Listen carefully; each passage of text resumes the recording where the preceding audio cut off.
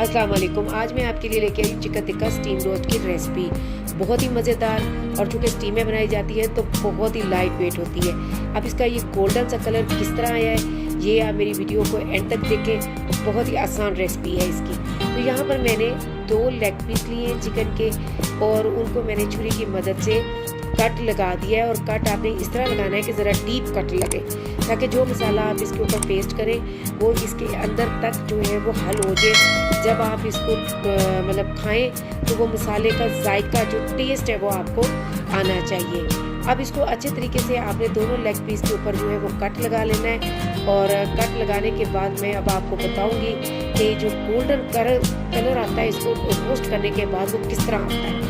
तो जनाब, मैंने यहाँ पर लिया है 1 टीस्पून जर्दा कलर, उसमें 2 टेबलस्पून मैंने पानी के डाले, और ब्रश की मदद से मैं अब इसके ऊपर जो है वो अच्छी तरह ये जर्दा कलर जो है वो अप्लाई कर दूँगी। इससे देखिए जब आप स्टीम करेंगे तो बहुत ही प्यारा सा गोल्डन सा कलर इसका आपको नज़र आएगा।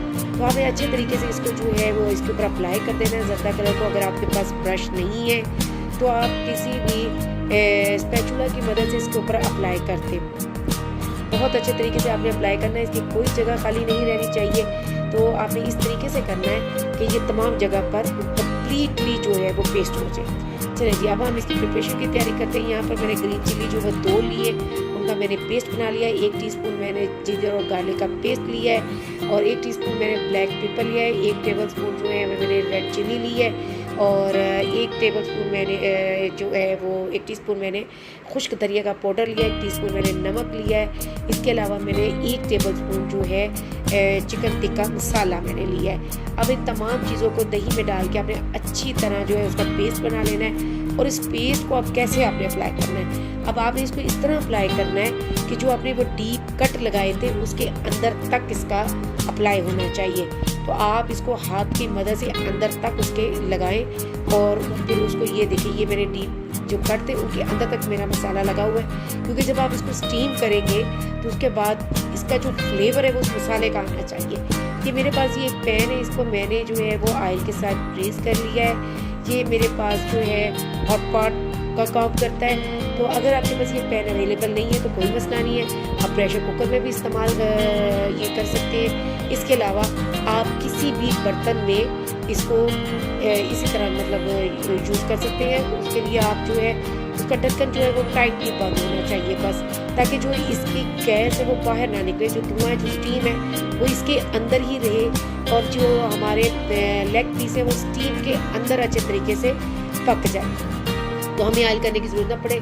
चूँकि ये खुश्क हो जाती है इसलिए मैं थोड़ा सा ऑयल इनके ऊपर जो है वो ब्रश की मदद से हल्का सा ऑयल जो है वो अप्लाई करूँगी, और उसके बाद जो इसके ढक्कन को मैं बंद कर दूँगी। और तकरीबन मैं 5 मिनट के बाद जो है वो लो फ्लेम के ऊपर आपने इसको कुक करना है। तो 5 मिनट के बाद मैंने इसको चेक करना है। तो ये देखिए जी, मेरी एक साइड जो है वो बहुत बेहतरीन तरीके से कुक हो चुकी है। तो अब मैं इसकी साइड जो है वो चेंज कर दूँगी।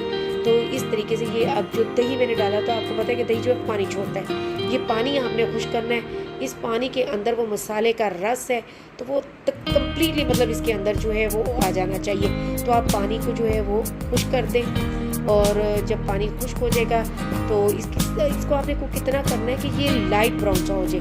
तो चलिए जी, अब इसको जो है वो तिक्का फ्लेवर देने के लिए मैंने यहाँ पर एक कोयला, चलता हुआ कोयला लिया, और उसके ऊपर मैंने थोड़ा सा ऑयल छिड़क दिया और उसका ढक्कन बंद कर दिया। अब जो स्मोक निकली है ना, तो उसकी वजह से इसका फ्लेवर बहुत ही मज़े का, बिल्कुल यूँ लगता था जैसे कोयलों के ऊपर मैंने इसको बनाया है। तो वो वाला फ्लेवर इसका आ जाता है। ये मेरे जो लेग पीस हैं वो तैयार हो चुके हैं, बहुत ही मज़े के।